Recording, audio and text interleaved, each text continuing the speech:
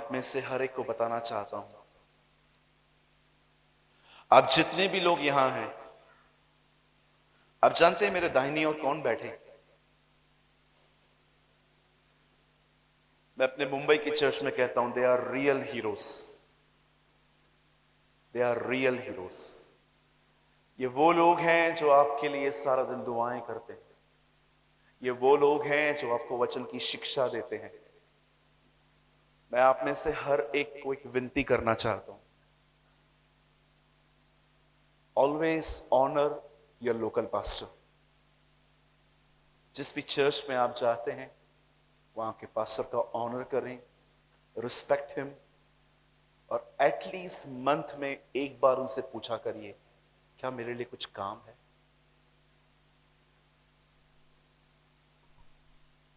YouTuber जो YouTube पे preach करते हैं, ओके, बहुत अच्छी बात है जो करते हैं, बट मैं आपको बताना चाहता हूं, आपका लोकल पास्टर आपका हीरो है, यूट्यूबर प्रीचर नहीं। इसलिए ऑलवेज ऑनर योर पास्टर्स। आज देखिए, मैं सबसे एज में छोटा हूं, फिर भी वो मुझे सुनने आए।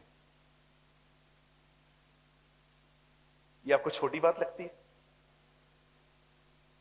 आइए हम सारे पास्टर्स के लिए ताली बजाएं।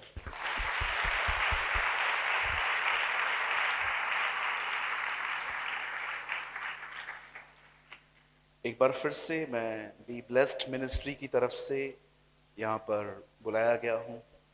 मैं बहुत ही शुक्रगुजार हूँ इस बहन के लिए। मैंने इनमें अपनी बहन भी देखी और एक मदरली नेचर भी देखा। वो कल से मेरे पीछे पड़ी हुई है, ये खाओ वो खाओ, ये खाओ वो खाओ। That's a motherly heart. ये एक माँ का हृदय होता है।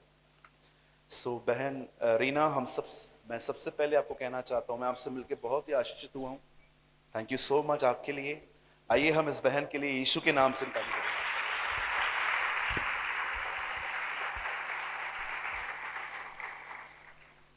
हम लास्ट ईयर यहाँ आ रहे थे, लेकिन ये पूरा खानदान हमारे बीच में आ गया। कोविड, ओमिक्रॉन, सब काका काकी आंट आंट सब लोग आ गए, तो उसकी वजह से मीटिंग नहीं हो पाई, राइट। लेकिन इस साल हम आए, और मुझे आज सुबह ही कोई कह रहा था कि ब्रदर आप जमशेदपुर कंटिन्यू आइएगा अभी। तो यस, अगर परमेश्वर की इच्छा होगी तो हम हर साल आएंगे, इफ गॉड्स विल। और मैं आप में से हर एक को एक चीज कहना चाहता हूं, यहां आने का मेरा ये बिल्कुल भी रीजन नहीं है कि मुझे फॉलोअर्स बढ़ाने हैं। नो सर, आप जिस चर्च में जाते हो वहीं पर जाया करें। मैं बहुत हैप्पी रहूंगा कि आप ब्लेस्ड होकर अपनी सेवा में वापस जाएं और अपने पास्टर की सहायता करते रहें, ओके। और मैं एक चीज और कहना चाहता हूं, मेरे बीच में एक बहुत ही मेरे प्यारे और मेरे अजीज भाई हैं, मैं उनके लिए भी धन्यवाद देता हूं, पास्टर राजीव के लिए। Thank you brother, thank you. मैं आपको बताना चाहता हूं, राजीव ही वो व्यक्ति हैं जिन्होंने झारखंड से मुझे इंट्रोड्यूस करवाया था। इज अ पर्सन जो मुझे पहले पहले रांची में लेके आए, और मैं उनका भी शुक्र करता हूं, वो काफी दूर से हमारे बीच में आए हुए हैं। चलिए अब एक आखिरी काम करके हम वर्ड को स्टार्ट करेंगे। मैं चाहता हूं, आइए हम एक ताली अब उसके लिए बजाएं जो मुर्दों से जिंदा हुआ है। कम ऑन, अच्छा।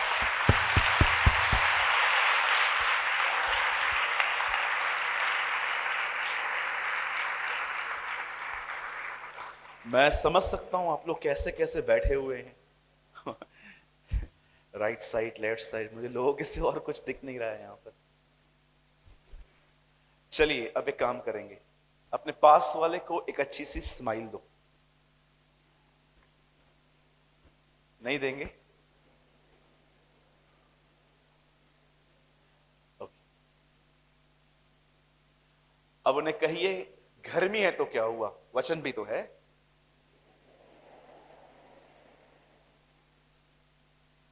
कुछ लोगों को लगता है पास्टर मतलब बड़ा गंभीर होना चाहिए। I am disagree with you. कुछ लोगों को लगता है पास्टर मतलब बड़ा गंभीर होना चाहिए। क्या ये सच है? पास्टर्स की लाइफ नहीं होती? ओके, अब आवाज आ रही है?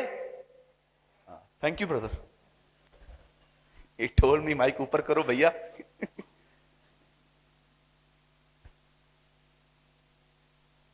मैंने बहुत बार देखा है लोग पास्टर्स के बारे में बहुत ही अलग धारणा रखते हैं। अगर खुद टाइटन की घड़ी पहनेंगे और पास्टर भी टाइटन की घड़ी पहने तो ठीक है, लेकिन खुद टाइटन पहने और पास्टर राडो पहने तो वो वर्ल्डली है, ये तो संसारी है ना? मैं आपको इन अमेजिंग लोगों के लिए एक बात कह के आज के वचन की शुरुआत करना चाहता हूं। एक दिन एक परमेश्वर के दास अपनी सभा में एक बहुत ही मोटा ब्रेसलेट पहन के सोने का सभा में आए। जितने भी फरीसी बैठे थे कलीसिया के अंदर, यू नो फरीसी, डू यू नो फरीसी कौन होते हैं? नहीं जानते? मैं आपको बताता हूं। फरीसी वो लोग होते हैं जिनके पास बहुत ज्ञान है पर किसी के लिए प्रेम नहीं है। That is a right definition of the Pharisees. आपको ऐसे बहुत लोग मिलेंगे जो क्या बोलते हैं इसको, आपको ऐसे बहुत सारे लोग मिल जाएंगे जिनके पास बहुत ज्ञान है पर प्रेम नहीं है। उन्हें क्या कहते हैं? बोलिए, उन्हें फरीसी कहते हैं। हाँ, पास वाले को भी बोलो, यही फरीसी होते हैं। हाँ, they have a whole Bible knowledge. आप इनको बोलोगे ना सबत का दिन कौन सा है तो प्रॉपरली बताएंगे। आप इनको कहेंगे ना दसवांश क्या है, वो भी प्रॉपरली बताएंगे वो आपको। लेकिन यहीं पर आप उन्हें कहेंगे ना पानी का ग्लास तो पिला, ओह, इनकी शक्लें बदल जाती हैं। Am I right? तो बहुत सारे फरीसी बैठे थे वहां पर। उन्होंने पास्टर का न्याय करना चालू किया। ये देखो पैसों, देखो देखो ये क्या कर रहा है, देखो चर्च के पैसों से ऐश कर रहा है। इससे पूछेंगे हम हमारा दशमांश कहां जा रहा है, हमारा ऑफरिंग कहां जा रहा है। पास्टर को ये बातें पता चली और आपको पता है हम रिएक्ट भी नहीं कर सकते क्योंकि रिएक्ट करें तो हम ही गलत हैं, है ना? आजकल थोड़ा भी पास्टर रिएक्ट करता है ना, हम चर्च छोड़ देंगे। अभी जाओ, मेरे चर्च में कोई मुझे बोलता है ना मैं चर्च छोड़ूंगा, मैं उसको बोलता हूं कभी छोड़ेगा, जल्दी बता, कभी छोड़ेगा? कल, आज क्यों नहीं? कल क्यों छोड़ेगा भाई तू? आज छोड़।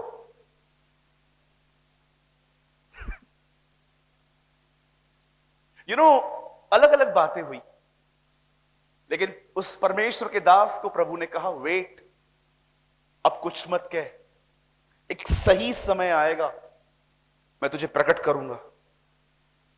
कई साल हो जाने के बाद उस पास्टर ने आखिर उस गोल्डन ब्रेसलेट के लिए कुछ बताया। यह बेंगलोर की एक सत्य घटना है जो मैं आपको बता रहा हूं। एक दिन वही पास्टर जिसको इतना मोटा ब्रेसलेट पहना हुआ था, वो एक प्लेस पे गए थे। उस प्लेस पे वो अपने छोटे से बेटे को आइसक्रीम खिलाने गए थे। आइसक्रीम खाने के बाद जो वो खाली कप था, उसके बेटे ने कहा पापा ये यहीं फेंकूं? उन्होंने बोला नो बेटा, इट्स नॉट अ गुड, ये अच्छी बात नहीं है, दो मैं डस्टबिन में डाल के आता हूं। और जब वो डस्टबिन में डालने के लिए वो वहां पर गए, तब वहां पर उन्हें एक छोटा सा बच्चा सोया हुआ मिला कचरे के डब्बे के अंदर, जिसपे सारी मक्खियां बैठी थी। जब उन्होंने देखा कि किसका बच्चा है, ऐसा लावारिस पड़ा है, वो अनाथों की तरह पड़ा है, तब उस बच्चे को उन्होंने उठाया, पुलिस कंप्लेन भी की कि किसी का है तो ले जाओ, मेरे घर पे है। कोई नहीं आया लेने उसको। और वो बच्चा भी नहीं बता पा रहा था, छोटा था, कि कि एकदम कहां वो रहता है। आखिर उस बच्चे ने, सॉरी उस बाप ने, उस पास्टर ने ये डिसाइड किया कि वो उसे पालेगा, और उसने उसको एडॉप्ट किया, एडॉप्शन में लिया, उस बच्चे को पढ़ाया, लिखाया। आज वो बच्चा एक IAS officer, wait wait wait, आज वो बच्चा एक आईएएस ऑफिसर है इन बैंगलोर। उसने कमा कमा के वो ब्रेसलेट उसको लेके दिया था। हम क्या सोच रहे थे?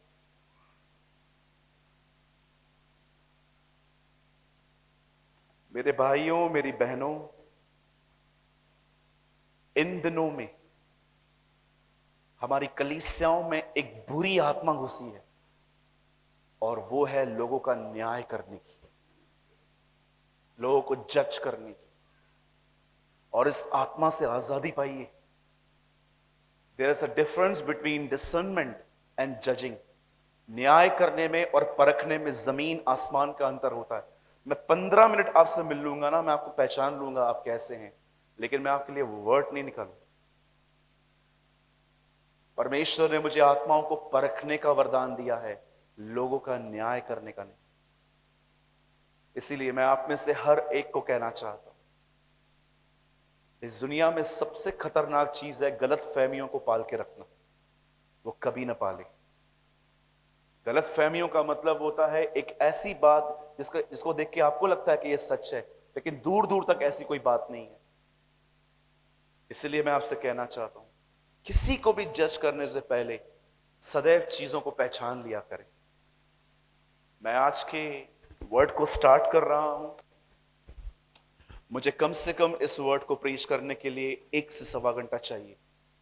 आप सब बैठेंगे? 2-4 लोग ही बोल रहे हैं खाली, बाकी लोग नहीं बैठेंगे? पीछे वाले तो बिल्कुल नहीं लग रहे हैं मुझे। ओके ओके, अभी आप उठे। जो सोए हैं कहेंगे जय मसीह की।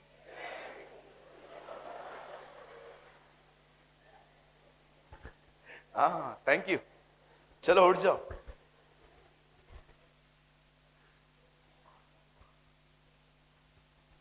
मैं क्यों पास्टर्स के लिए बात कर रहा हूं?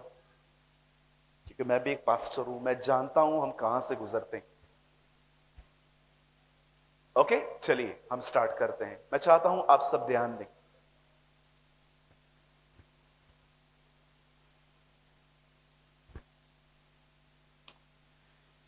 सब बाइबल लाए हैं? ओके, मेरे साथ खोलिए एफिशियंस, एफिसियों की किताब और उसका 5वां अध्याय। Please open with me the letter of Paul. हम पौलुस की पत्री खोलेंगे, इफिसियो 5वां अध्याय। और आपसे विनती है, अगर आपको मिल गया है और आपके बाजू वाले को न मिला हो तो उसकी मदद करें। Efficiency chapter 5।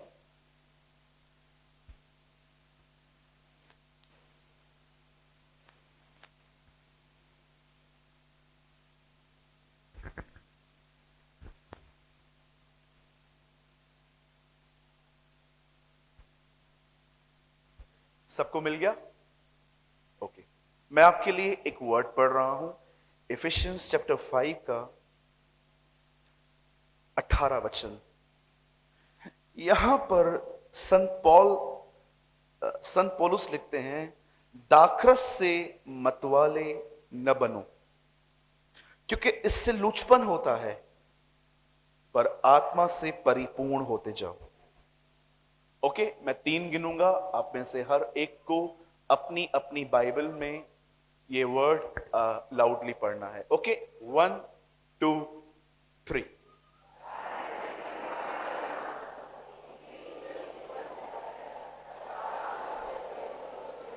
यस, बेवड़ों को ये वचन बिल्कुल पसंद नहीं है। तो यू नो बेवड़ा, आपको पता है बेवड़े का मतलब? शराब पीने वाले, उनको ये वचन बिल्कुल पसंद नहीं है। वो बोलते हैं ये क्या है, दाखरस से मत वाले न बनो। आजकल आपको पता है कुछ भाइयों को लगता है कि शराब पीना इज ओके।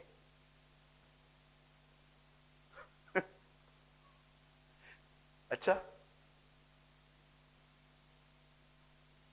मैंने कुछ बहनों को भी शराब पीते देखा है अपने लाइफ में, वोडका पीते हुए देखा है, सिगरेट पीते हुए देखा है। मैं आप में से हर एक को एक बुरी खबर भी देना चाहता हूं, हर शराब पीने वाला आपको नरक में मिलेगा। बोलिए आमीन। यस, यहां पर भी आमीन बोलना सीखिए। सिर्फ कार बंगले गाड़ी को सुनने के बाद आमीन मत बोलिए। यहीं पर मैं आपको कहूं, वो आने वाले दिनों में 1 लाख की लॉटरी लगने वाली है। आमीन, है ना। बहुत सारे लोगों को लगता है कि शराब चलती है। बिल्कुल नहीं चलती सर। बता, हम कौन सा गटर में गिर जाते हैं, थोड़ी सी तो पीते हैं, कभी कभी पीते हैं, पार्टी में जाते हैं, ओकेशनली पीते हैं। Show me a single word in the Bible, मुझे पूरी बाइबल में एक वचन बताइए जहां पर प्रभु ने कहा कभी कभी चलता है। क्यों ब्रदर, पौलुस ने लिखा है ना एक जगह पे, वो तीमुथियुस को कहता है कि थोड़ी थोड़ी लिया कर। अच्छा, आपको पता है वो क्या है? जब बच्चे बीमार पड़ते हैं तो हम उनको ठीक करने के लिए 1 चम्मच ब्रांडी देते हैं, उनसे उनका जुकाम कंट्रोल में आ जाता है। एक दवाई के तौर पे पॉल ने तीमुथियुस को लिखा था, उसे पेट में तकलीफ थी, तब पॉल उससे कहता है तेरे को कंटिन्यू स्टमक इश्यूज हैं, थोड़ा सा लिया कर दाखरस, जिससे तू ठीक हो जाए। और बहुत सारे शराबियों का ये फेवरेट वर्ड बन गया, थोड़ी थोड़ी लिया कर। तो मैं लिख के देता हूं भाई, थोड़े थोड़े चटके भी लगेंगे।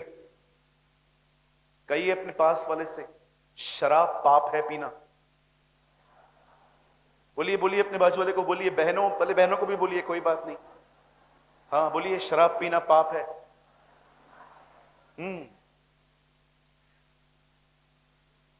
मुझे 17 साल हो गए छोड़े हुए। मैंने कभी शराब नहीं पी, मैं बियर पीता था। लेकिन जिस दिन मुझे मालूम पड़ा कि मैं परमेश्वर का मंदिर हूं, प्रभु मेरे अंदर रहता है, उस दिन मैंने निर्णय लिया, प्रभु चाहे कुछ भी हो, मैं आज के बाद ये कभी नहीं लूंगा। और परमेश्वर ने मुझे छूटने के लिए अनुग्रह भी दिया। यस।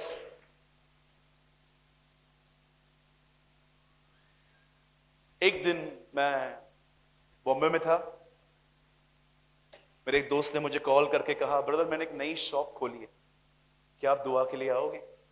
मैंने कहा यस श्योर।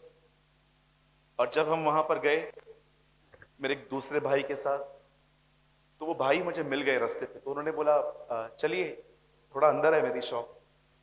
वो इतना अंदर ले गया, इतना अंदर ले गया, इतना अंदर ले गया, हम एक दूसरे को देख रहे थे, ये कहां ले जा रहा है हमें। बिल्कुल लास्ट में हम गए, फाइनली वो दुकान आई, और दुकान के बाहर लिखा था देशी दारू का अड्डा। हम लोग वहां पर खड़े हुए एक दूसरे को देख रहे थे। मतलब क्या प्रार्थना करूं, इस सारे एरिया के बेवड़े इसके पास आए, क्या प्रार्थना करूं? तब मैंने वहां पर खड़े होकर प्रभु से कहा, प्रभु इसको अक्ल दे, इसको थोड़ी बुद्धि दे प्रभु। और जब मैं ये प्रार्थना कर रहा था तो उस भाई ने मुझे कहा, ब्रदर ये क्या दुआ है? मैंने कहा, मूर्ख आदमी, ये क्या चालू किया है तूने? ये श्रापित बिजनेस क्यों चालू किया है? बंद कर इसे, खुद भी बर्बाद हो रहा है, दूसरों को भी कर रहा है तू। बोला ये प्रभु ने कहा है मुझे कहने खोलने के लिए। मैंने कहा कौन सा प्रभु है, ऊपर का है कि ये पृथ्वी का प्रभु है? बोला वो तो मेरे को नहीं पता है, लेकिन मेरे को मन में आया, मैंने खोल दिया। मैं यीशु मसीह के नाम से झारखंड में आपको बोलना चाहता हूं, आपको हर पीने वाला व्यक्ति अंत के दिन वो आपको नरक में मिलेगा। यस आमीन। Thank you brother. कौन है जिसने आमीन बोला? या ब्रदर मिलना मुझे बाद में आप। अब वो ये कहता है कि शराब से मतवाले न बनो, परंतु पवित्र आत्मा से परिपूर्ण होते जाओ। वो कहता है कि तुम्हारी जिंदगी में एक बार तुमने अनुभव किया, ऐसा नहीं। वो कहता है तुम पवित्र आत्मा से परिपूर्ण होते जाओ। इन सभाओं का नाम है पवित्र आत्मा से परिपूर्ण होकर जीना। आज का संदेश हर एक के लिए नहीं है। एक्चुअली कोई भी संदेश हर एक के लिए नहीं होता। वो उन लोगों के लिए होता है जो उस विषय में सुनना चाहते हैं। मेरे भाइयों, मेरी बहनों, मैं आपको कहना चाहता हूं, आज का संदेश उन लोगों के लिए है जो आने वाले भविष्य में पवित्र आत्मा से परिपूर्ण होकर जीवन जीना चाहते हैं। ये उन लोगों के लिए होगा। But if you have a no desire, आपके अंदर कोई भी भूख और प्यास नहीं है, आज दुआ कीजिए कि परमेश्वर आपको इस बैकस्लाइडिंग से बाहर निकाले।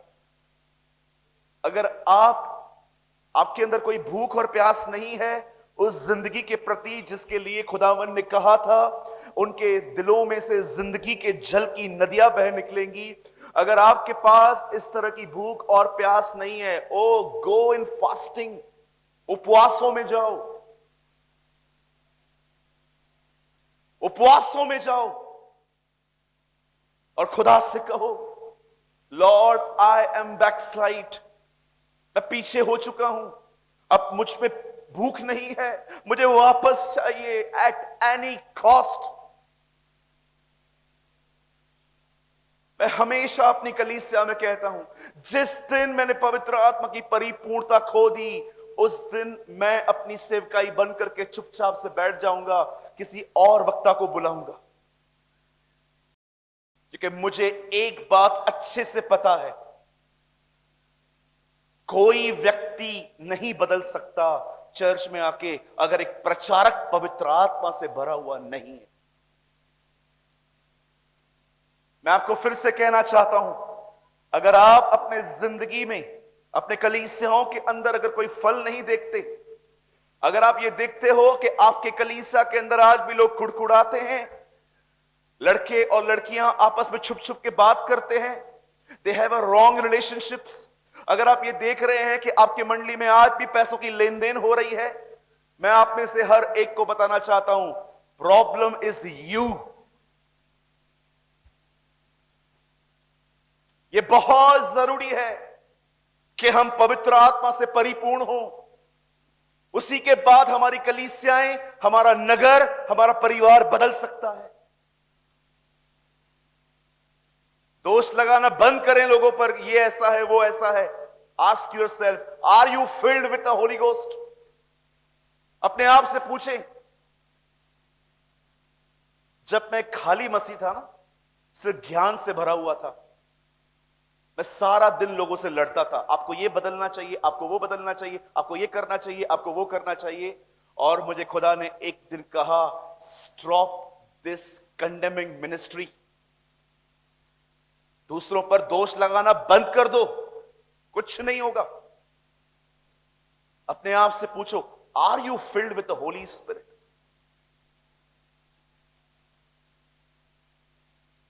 कुछ सवालों के जवाब लोगों को नहीं दिए जाते, कुछ सवालों के जवाब खुद को दिए जाते हैं। अगर आप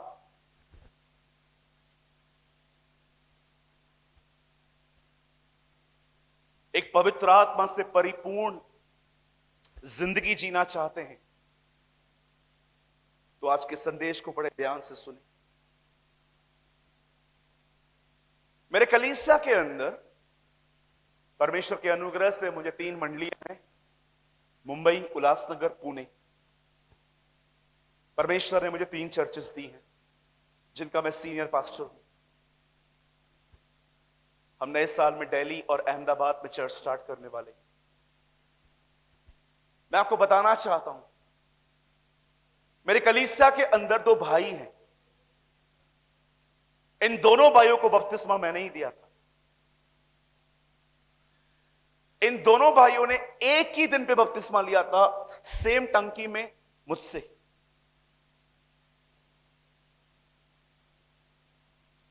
एक दिन मैंने उन दोनों की जिंदगियों को ऑब्जर्व किया। एक को देखकर ऐसा लगा, he is a real mature person, और मुझे लगा अब मुझे उसको कलीसिया के प्रति कोई जिम्मेदारी दे देनी चाहिए। लेकिन मैंने एक और उसी दिन पे, उसी टैंक में, उसी व्यक्ति को जिसको मैंने बाप, बेटे और पाक रूह के नाम का बपतिस्मा दिया, मैंने एक दूसरे भाई को देखा और मैं उसको देखकर ऐसा लग रहा था मुझे ऐसा लग रहा था कि शायद इसका नया जन्म भी ठीक से नहीं हुआ है। बचकानी हरकतें, बड़ों से बात करने की तहजीब नहीं, कलीसिया के अंदर हंसी मजाक करते रहना सिर्फ, और भी मैंने ऐसी बहुत सारी बातें देखी उसके अंदर। एंड आई हैव डिसाइड कि मैं इसे काम दे सकता। तब मैंने उस भाई को बुलाया जिसको मैं मैच्योर समझ रहा था। मैंने उसको चर्च का एक काम दिया कि ब्रदर, आज के बाद हर रविवार को चर्च के अंदर यह काम आपको करना है। ही से यस सर, आई विल, मैं करूंगा। लेकिन दूसरे को मैंने कोई जिम्मेदारी नहीं दी। और जब मैं घर आया तब मैं एक बात सोच रहा था, Why he is so mature but he is still a child? क्यों अब ये इतना मैच्योर बंदा है पर ये बचकानी बातें कर रहा है? तब मुझे एक बात लर्न करने को मिली और वो ये है। आपको पता है उसने वो मैच्योर क्यों है? बिकॉज उसने अपनी जिंदगी में छोटे छोटे निर्णय लेना सीखे। उसे डिसाइड किया वो रात को जल्दी सोएगा ताकि वो जल्दी उठ के कुछ समय खुदा को दे पाए। उसने डिसाइड किया कि जब वो खाना खाएगा तो वो पेट नहीं भरेगा, जस्ट भूख मिटाएगा। उसने डिसाइड किया कि वो अपना फोन बहुत ही डिसिप्लिन वे में यूज करेगा। उसने डिसाइड किया कि कई बार लिफ्ट होने के बाद भी वो अपने घर पे सीढ़ियों से चढ़ के जाएगा। डू यू नो, उसके थोड़े थोड़े छोटे छोटे निर्णयों ने आज उसे एक आत्मिक व्यक्ति बना दिया। लेकिन वो बंदा जो मात्र रविवार को चर्च में आता है, वर्ड सुनता है और 6 दिन अपनी चलाता है, आज देखिए उसकी जिंदगी खुदा के सामने कुछ भी नहीं है। हमेशा याद रखिए, परमेश्वर मात्र एक कलीसिया में आने से आपसे खुश नहीं होता। अगर आपको लगता है कि आपका यहां पर आना उसे खुशी देता है, तो मैं आपको बताना चाहता हूं, हमेशा याद रखिए, उसे खुशी तब मिलती है जब सुने हुए वचन के बाद आप अपनी जिंदगी में कुछ निर्णय लेते हो। Yes, I have decide brother. हमारे मुंबई में एक प्लेस है जिसका नाम है बांडुप। आई डोंट नो आप में से कितने लोग इन्होंने कभी ये नाम सुना है, Bhandup. Yes, you know, there is a place called Bhandup. Mulund के बाद आता है वो। एक दिन मैं वहां पर प्रीच कर रहा था। प्रचार करने के बाद एक लड़का मुझे मिला। I was in a Tamil church. और प्रचार करने के बाद वो लड़का मुझे मिला और उस लड़के ने मेरे हाथ में एक छोटी सी पुड़िया बांध के दे दी। आई वॉज थिंकिंग कि शायद इसमें कुछ ऑफरिंग होगी, एक लव ऑफरिंग होगी जो उसने मुझे प्रेम में दे दी होगी। और मैंने उसे अपने पॉकेट में डाल दिया। और उस भाई ने जाते जाते मुझे कहा, ब्रदर क्या आप मुझे अपना नंबर दे सकते हो? मैंने कहा ओके। मुझे लगा शायद इसको दुआ करवानी होगी इसलिए मांग रहा होगा। तब मैंने उसको अपना नंबर दिया। प्रचार पूरा हुआ, मुझे याद तक नहीं था कि मुझे उसने कुछ दिया है। मैं घर आया और जैसे ही मैं घर पे शॉवर लेने की तैयारी कर रहा था, और मेरी आदत है मैं अपने पॉकेट्स को चेक करता हूं कि कुछ रह तो नहीं गया, और जब मैंने अपने पॉकेट में हाथ डाला, मैंने वो पुड़िया निकाली। मुझे लगा कि मेरे हाथ में पैसे होंगे, पर मैं आपको बताना चाहता हूं मेरे हाथ में ड्रग्स थी। मैंने वो देखी और मैंने उसे फेंक दिया। उसे मैंने उड़ा दिया हवा में ताकि किसी और के पास न पहुंचे। और 2 दिन के बाद उस भाई का कॉल आया। उसने बोला, ब्रदर मैं एक ड्रग एडिक्ट लड़का हूं, लेकिन उस दिन जब आप प्रचार कर रहे थे मुझे ऐसा लगा कि परमेश्वर मुझसे बात कर रहा है, और मैंने डिसाइड किया है मैं आज से ये नहीं लूंगा। मैं आपको बताना चाहता हूं आज वो लड़का एक पास्टर है, पास्टर। आज वो लड़का उन लोगों के बीच में सेवकाई करता है जो लोग ऐसे ही नशों में हैं। परमेश्वर ये मत समझिए कि यहां पर आने से सिर्फ प्रसन्न होता है, वो उन लोगों से खुश होता है जो लोग अपना वचन सुनने के बाद निर्णय लेते हैं कि आज हम क्या करेंगे। आज से बहुत साल पहले खुदावन एक घर में गए। उस घर के व्यक्ति ने सबको लूटा था। जब वो यीशु से मिला, वो कहता है, प्रभु मैंने जिन जिन को लौटा है सबको मैं देने वाला हूं, मैं सबको दे रहा हूं। आप जानते हो उसने अब तक अपना 1 रुपया भी किसको नहीं लौटाया था। उसने सिर्फ निर्णय लिया था और प्रभु ने कहा आज इस घर में उद्धार आया। Have you noticed how honourable, कितना आदर देता है वो मनुष्य के निर्णयों को। वो कितनी इज्जत देता है जब एक व्यक्ति निर्णय लेता है कि वो सुने हुए वचन को। हैव यू नोटिस, क्या आपने ये बात देखी कि पुराने नियम में जब एक राजा को व्यवस्था पढ़ के सुनाई गई, लिखा है उसने अपने कपड़े फाड़ दिए। मैं जब इस वर्ड को पढ़ रहा था, मैंने प्रभु से कहा, प्रभु ये कपड़े क्यों फाड़ रहा है। उसने वचन के प्रति क्या रिस्पॉन्ड किया। उसने अपने कपड़ों को फाड़ के खुदा को यह दिखाया कि हम सब तेरे विरुद्ध गए। आज जो आप सुने उसके लिए कुछ निर्णय लीजिए, otherwise I am telling you, you are just wasting your time. आप अपने समय की बर्बादी कर रहे हैं। इससे अच्छा हम घर पे बैठ के अपने परिवार की मदद करें। अगर आप सिर्फ एक अच्छा सरमन सुनने आए हैं, ओ बहुत अच्छा बोलता है ये लड़का, चलते हैं, बॉम्बे से आ रहा है, यूट्यूबर पे याद है इसको सुनते आए हैं। अगर आप इन सब के लिए आए हैं तो प्लीज ये सब बंद करो। वेस्ट होगा अगर आपका आना, अगर आप सुनने के बाद कुछ अपने जिंदगी में निर्णय नहीं लोगे तो। कितने लोगों ने ये कहावत सुनी है, life is a series of decisions not the series of choices. जिंदगी हर दिन निर्णय लेके जी जाती है, वो कभी मौकों की तलाश नहीं करती। नेवर। मैं अपने वर्ड को स्टार्ट कर रहा हूं। मैं चाहता हूं आने वाला समय आप बड़े ध्यान से सुने।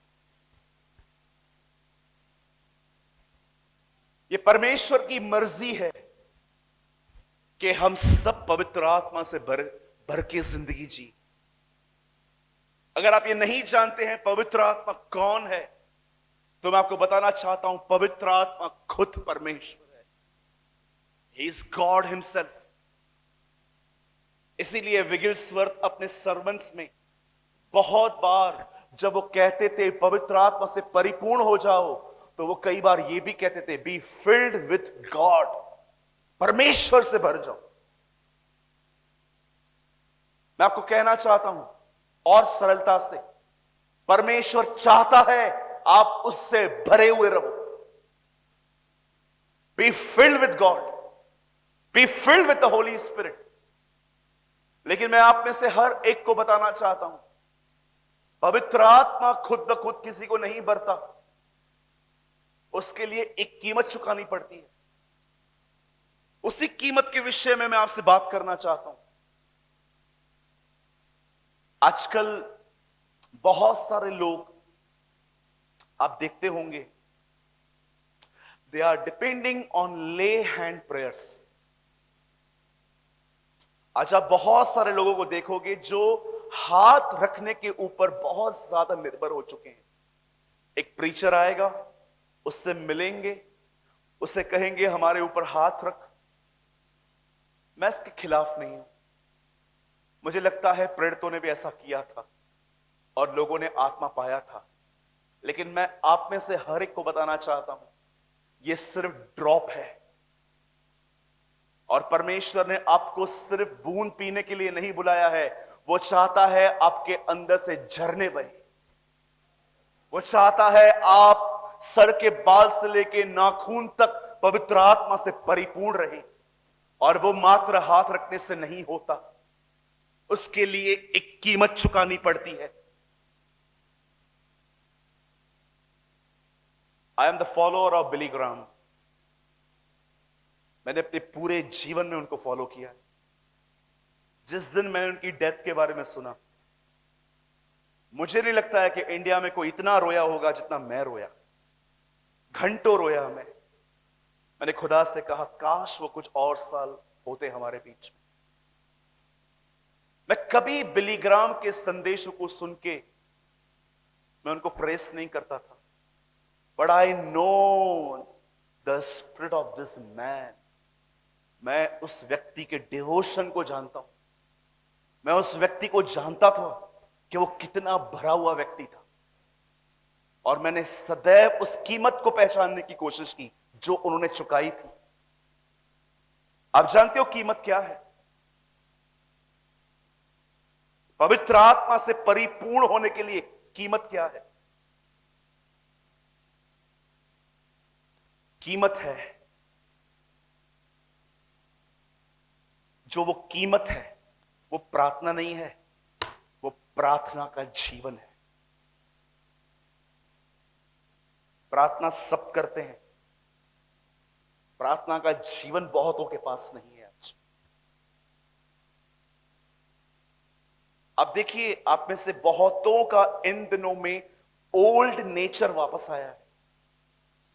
गुस्से में आपके मुंह से गाली निकलती है, आप कभी कभी लोगों को माफ नहीं करते, कई बार किसी को याद करके आप कड़वाहट से भर जाते हो। आप में से कुछ लोगों को अपना मोबाइल छोड़ना एक चैलेंज बन चुका है आज। You are so addict with your phone. जानते हो क्यों आपका ओल्ड बिहेवियर वापस आया है? उसका एक रीजन यह है, because you don't have a prayer life. या आप प्रे करते हैं सुबह उठ के प्रभु की प्रार्थना, ऐ हमारे बाप तू जो आसमान में है, तेरी बादशाहत आए, आज हमें दिन भर का खाना दे, और जैसे हमने गुनहगारों को माफ किया है हमारे भी कर, क्योंकि कुवत कुदरत सब कुछ तेरी है। आप करते होंगे, गुड, मैं भी करता हूं। But did you have a prayer life? जानते हो प्रार्थना और प्रार्थना के जीवन में क्या फर्क होता है? आइए मैं आपको बताऊं। एक टाइम आता है जब आप अपने घुटनों पर आते हो और परमेश्वर को पुकारते हो, लेकिन आप इस बात को अच्छे से जानते हो, आमीन बोलने के बाद दुआ खत्म नहीं हुई है, यहां से शुरू हुई है।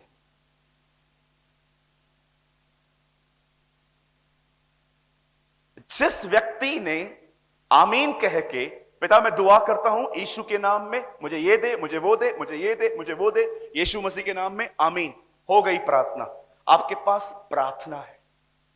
पर जो व्यक्ति ये बात पहचानता है आमीन बोलने के बाद भी शांत नहीं रहना है, खुदा से बात करते रहना है, उन्हें कहते हैं एक प्रेयर लाइफ।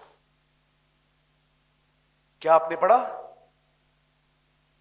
यीशु ने कहा निरंतर प्रार्थना करो, प्रे विदाउट सीजिंग।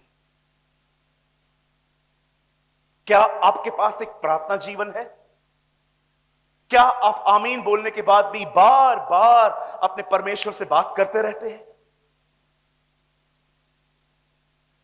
क्या आपने इसको सीखा कि जब पब्लिकली बैठे हैं तो कैसे मन में प्रार्थना करनी है, और जब अकेले बैठे हैं तो कैसे मुंह खोल के प्रार्थना करनी है? Did you learn? Yeshu Masih बोल के प्रार्थना करते थे। एक दिन वो लाजर की कब्र के सामने खड़े होकर कहते हैं, हे पिता तूने मेरी सुन ली क्योंकि तू सदैव मुझे सुनता है, हे लाजर बाहर आ। प्रभु आपने कब प्रार्थना की? डू यू नो, डिसाइपल्स यीशु के साथ साथ चल रहे थे, उन्हें लग रहा था वो उनके साथ साथ चल रहा है, पर वो दुआ में था। क्यों आप में से कुछ लोग मेंटली बहुत वीक हैं? क्यों आपको सुसाइड के ख्याल आते हैं? क्यों आप छोटी छोटी बातों को लेकर स्ट्रेस हो जाते हो, परेशान हो जाते हो, पूरे घर का माहौल खराब करते हो? यू नो क्यों आपके अंदर कैंप में इतने सांप घुसे हुए हैं इन दिनों में? द रीजन इज आपकी आंख ठंडी हो गई है। पॉल ने आग जलाई लकड़ियों में, लिखा है लकड़ियों के अंदर एक सांप छुपा हुआ था, वो बाहर आ गया। मेरे भाइयों मेरी बहनों, जब प्रार्थना करोगे परमेश्वर अपनी अग्नि से तुम्हें भरेगा और सारे छुपे हुए सांप यीशु के नाम से बाहर आएंगे। उन्हें आना पड़ेगा।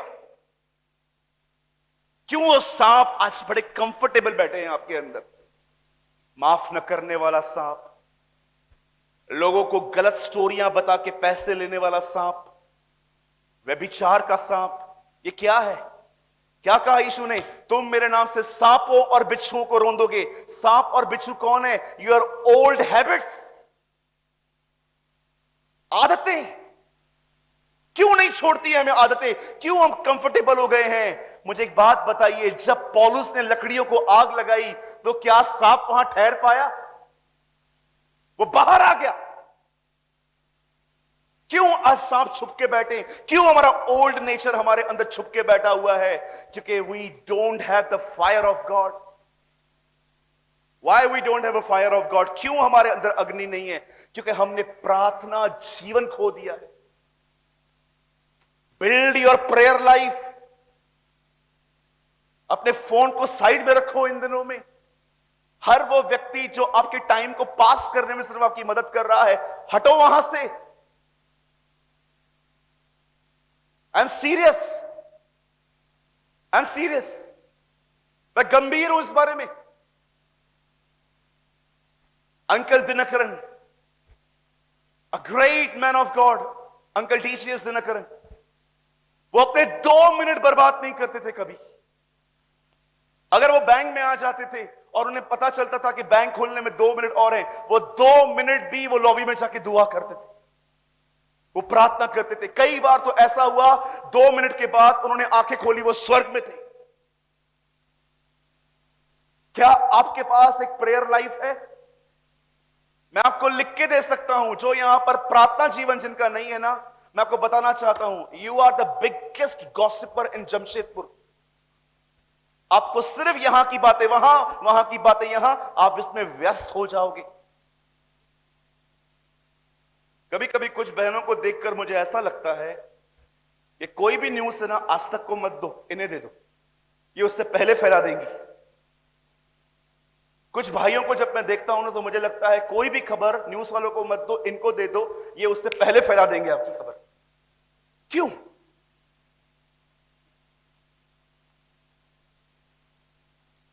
Build a strong prayer life. परमेश्वर के सामने एक प्रार्थना जीवन रखो। परमेश्वर से कहो, प्रभु मुझे पास्टर बाद में बनना है, प्रचारक बाद में बनना है, वर्शिपर बाद में बनना है, गिटारिस्ट बाद में बनना है, इंस्ट्रूमेंट बजाने वाला बाद में बनना है। सबसे पहले मुझे एक प्रार्थना करने वाला व्यक्ति बना। मुझे सिखा किस किस मुद्दों पे बात की जाती है, किस किस मुद्दों के ऊपर तुझसे बात की जाती है। मैं आपको बताऊं, मैं आपको सच कहता हूं, गॉड इज माई विटनेस। मुझे एक स्लाइटली पिंपल आता है ना, मैं उसके बारे में भी खुदा से बात करता हूं, इसको निकाल। मेरी गाड़ी स्टार्ट नहीं होती ना कभी कभी। I have a 2 wheeler. Bombay में कार चलाना बहुत डिफिकल्ट है। जितना टाइम मुझे मुंबई से यहां तक आने में लगा, उससे डबल टाइम तो बॉम्बे से घर जाने में लगता है मुझे, क्योंकि हर जगह ट्रैफिक होती है। कई बार मैं ट्रैफिक में अटका हुआ रहता हूं, मैं सोचता हूं ओ मैं क्या करूं यहां पर बैठ के। मैं जिस गाड़ी बंद करके ऊपर बैठ के, जानते हो मैं कैसे बात करता हूं प्रभु से? जानना चाहते हैं? अब मैं गाड़ी में बैठूंगा और ऊपर देख के बात करूंगा तो लोग तो मुझे देखेंगे कि सठिया गया है। आपके पास, किसके पास हेडफोन से? किसके पास हेडफोन से? कोई लाया है? दीजिए सर मुझे। नहीं ये वाला नहीं, वायर वाला। ओ ब्रदर थैंक यू। आपको पता है मैं कैसे बात करता हूं? मेरे बैग में हमेशा हेडफोन्स पड़े रहते हैं। I'll show you.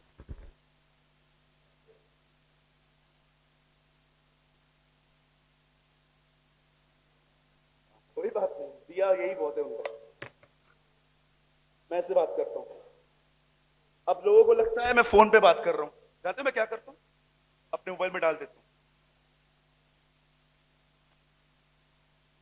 पिता मैं दुआ करता हूं यीशु मसीह के नाम में, आप बड़े महान, अनुग्रहकारी, दयालु परमेश्वर हैं। ओ प्रभु आपके जैसा कोई नहीं है। प्रभु आप बड़े महान हैं। ट्रैफिक आपने ही जमा किया कि मैं आपसे प्रार्थना कर सकूं। मैं धन्यवाद करता हूं प्रभु जी। आज मैं प्रार्थना करता हूं प्रभु जी परिवार के लिए। मैं प्रार्थना करता हूं